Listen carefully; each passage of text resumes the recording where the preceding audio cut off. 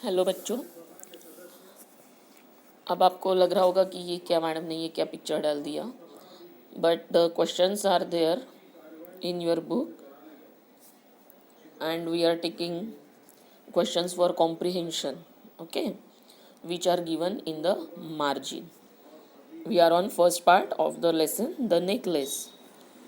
So we are going to discuss questions and answers for comprehension, for understanding. In questions से आपको कितना lesson understand हुआ है, समझ में आया है, ये पता चलता है। तो मार्जिनल क्वेश्चन में पहला क्वेश्चन 24 पेज नंबर पे है। First question, why was Mathilde, you can say it Mathilidi, okay, because it is a proper noun. You can pronounce it as you think, so I am pronouncing it Mathildi. Why was Mathildi married to a minor official? Mathildi was married to a minor official because she was born into a family of clerks and she had no means of becoming known, understood, loved, or be wedded to an aristocrat. ये है पहले question का उत्तर। आपने ढूंढा होगा, I hope, और अभी आपका कहीं सही है कि नहीं ये वीडियो सुनकर उसके बाद में ही आप लिखिए। हम लोगों ने अक्सर देखा है जब हम क्वेश्चन के आंसर्स लिखते हैं तो क्वेश्चन का कुछ हिस्सा हमको लिखना होता है। जैसे अगर हिंदी में है कि मैथल्डी को क्यों अमीर होना था, तो आप लोग क्या लिखेंगे आंसर? मैथल्डी को इसलिए अमीर होना था। तो ये जो क्वेश्चन का हमने हाफ पार्ट लिया है उसी तरह से इंग्लिश में भी होता है बच्चों। इसे फुल सेंटेंस आंसर कहते हैं और फुल सेंटेंस आंसर देना आप सभी को आना चाहिए। तो जिस हिसाब से मैं क्वेश्चन को देखकर आंसर का हाफ पार्ट बोलकर फिर क्वेश्चन को उसमें यूज़ करती हूँ, उसी तरह से आपको भी आना चाहिए। अभी ये जो क्वेश्चन था हमने उसे किस तरह से लिया, देखिए। Why was Mathilde married to a minor official? Why was Mathilde, हमेशा जब क्वेश्चन होता है तो WH वर्ड के बाद में हेल्पिंग वर्ब होता है, उसके बाद में सब्जेक्ट होता है और फिर मेन वर्ब होता है। जब हम आंसर लिखते हैं तो हमें थोड़ी सी इसकी पोजीशन चेंज करनी होती है क्योंकि हम लोग इसे स्टेटमेंट में डालते हैं।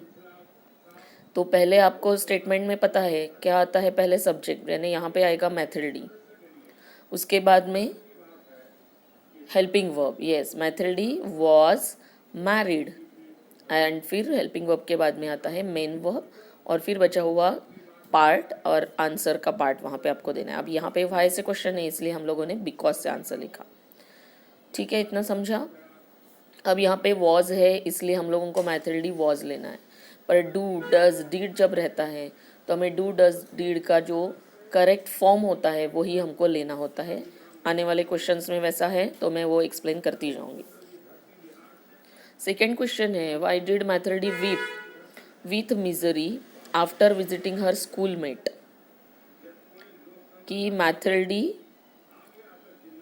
पहले आंसर सुन लीजिए। Mathilde wept with misery after visiting her schoolmate because she was very rich and she had everything that she dreamed of. Okay, अब मैंने क्या किया इसमें, वाई डीड मैथिल्डी वीप, फिर से WH क्वेश्चन, फिर हेल्पिंग वर्ब, फिर सब्जेक्ट, फिर मेन वर्ब। अब मैंने इसमें क्या किया, जब मुझे स्टेटमेंट लिखना था तो पहले मैंने ले लिया सब्जेक्ट जो है मैथिल्डी, फिर हेल्पिंग वर्ब और फिर मेन वर्ब। तो हेल्पिंग वर्ब अगर मैंने लिया कि मैथिल्डी डीड वीप, तो ये कंस्ट्रक्शन मोस्टली इंग्लिश में नहीं होता है। डीड वीप की जगह पे हम क्या करते हैं, वेप्ट लेते हैं, यानी वीप का पास्ट टेंस। अब डीड से जब क्वेश्चन पूछा जाता है तो हमें तुरंत पता चलता है कि ये पास्ट टेंस का क्वेश्चन है, इसलिए हमें जो टेंस है या वर्ब का फॉर्म है वो कौन से इसमें लेना होगा, पास्ट टेंस में। तो did weep wept, did sleep slept, did run ran, did write wrote. इस तरह से आप लोगों को वर्ब का फॉर्म चेंज होना करना पड़ता है। तो अब फिर से हम लोग एक बार इसका आंसर देखते हैं। मैथिल्डी wept with misery after visiting her schoolmate because she was very rich and she had everything that Mathilde dreamed of. Yes, she dreamed of. Okay. Now we are on the next question. What did the envelope hold? अब hold का past tense हमको यहाँ लेना पड़ेगा। तो answer है the envelope held the invitation card for the party.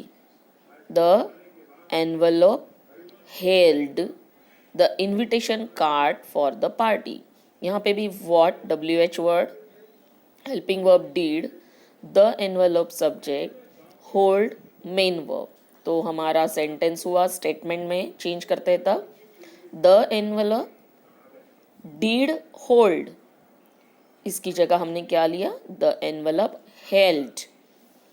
Next, इसी तरह से आप अगर सुनते रहेंगे और प्रैक्टिस करते रहेंगे तो आप लोगों को भी क्वेश्चन के आंसर्स लिखना आएगा। मुझे लगता है मैक्सिमम बच्चों ने लिखे भी होंगे, बस चेक करना है बच्चों आपको।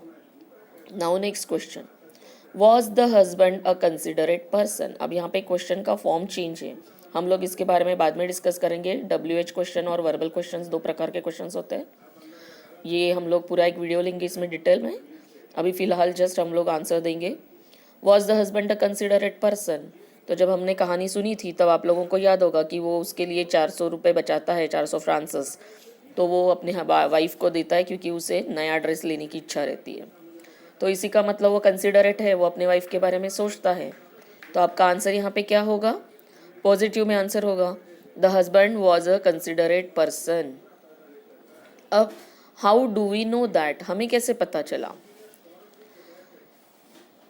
फुल स्टॉप देखकर आप उसे आंसर को कंटिन्यू कर सकते हैं।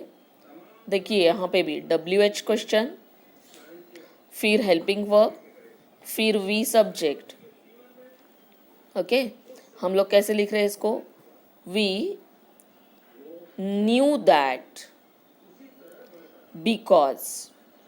अगर आपके बुक में NOW नाउ लिखा होगा तो वो गलत है, वहाँ पे KNOW होना चाहिए। How do we know that है ना, मुझे लगता है कि प्रिंटिंग मिस्टेक है यहाँ पे, के आप लोग लिख लेना, how do we know that, KNOW। अब आंसर है वी डू नो दैट। अब डू और know is equal to know, KNOW। जैसे डीड और नो होता तो हमने न्यू लिखते थे, लेकिन अब यहाँ पे डू और नो है तो हमारे आंसर में ही नो आएगा। अगर यहाँ पे डज और नो होता तो नोज आता।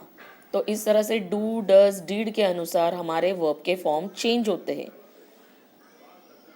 I hope you understand. हम लोग इसके डिटेल्स लेंगे बाद में। तो आपके सामने क्वेश्चन है how do we know that, we knew, तो यहाँ पे डू है इसलिए know that because he was ready to give the money to his wife for her new dress, which he had saved to buy a gun. Which he had saved, SAVED, to buy, BUY, a gun. ये सारे ही answers आपके book से ही है, इसीलिए मैंने जानबूझकर आपको लिखित में नहीं दिए हैं, आप लोग जस्ट कॉपी कर लोगे। यहाँ पे अब आप सुन कर उस बुक में ढूंढने के बाद आपको इजीली ये वर्ड्स आंसर्स समझ में आएंगे। आप उसी तरह से लिखिए बच्चों।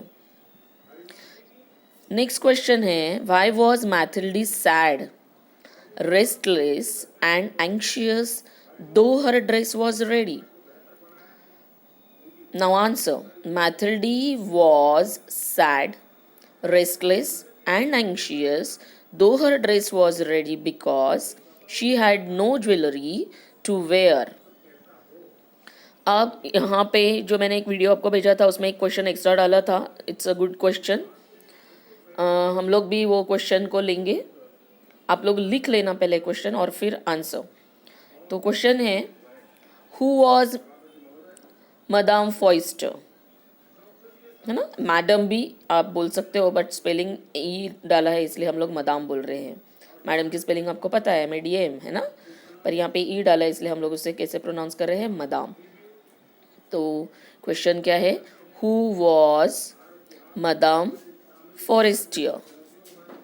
Answer: Madame Forestier was Mathilde's friend. मैथल्डीज बोला है मैंने, यानी एपेस्ट्रोफी एस की बात हो रही है. तो कैसे लिखेंगे आप? MATHILDE एपेस्ट्रोफी और फिर एस लिखेंगे. Mathilde's friend, full stop. Okay, next question. अब वो मार्जिन में ही दिया है 25 पेज पे. What did Madame Forestier large box contain? देखिए मैं आंसर कैसे बता रही हूँ. Madame Forestier's large box contained, past tense, PAINED,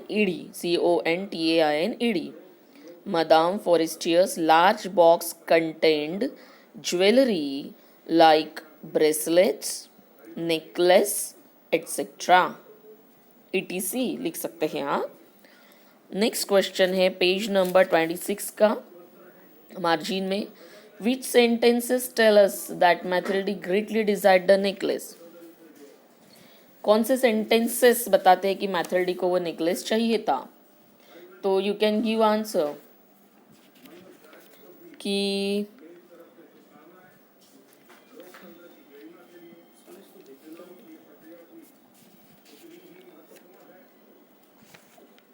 suddenly she discovered in a black satin box a superb diamond necklace and her heart began to beat with uncontrolled desire. Her hands trembled as she took it.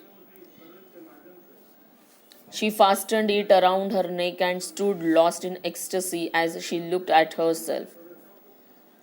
Would you lend me this? Just this?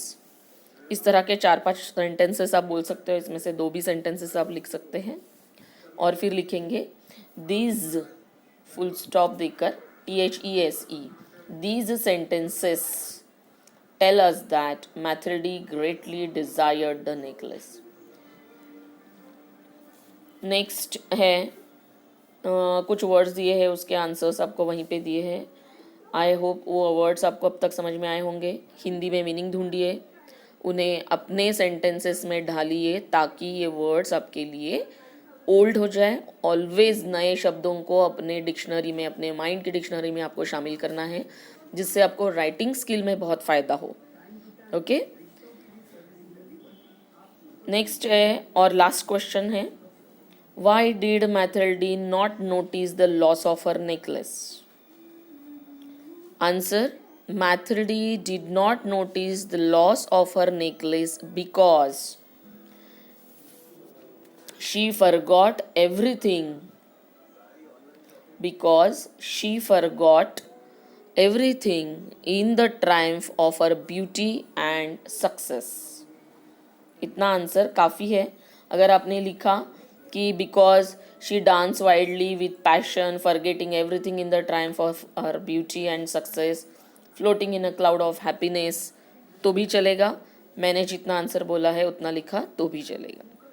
तो यहाँ पे हमारा 1 part the necklace का complete हो गया है.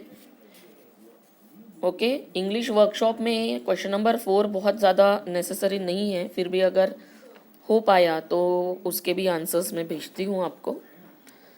यहाँ पे हम लोग डिक्लेयर कर सकते हैं कि दिस पार्ट इज़ फिनिश.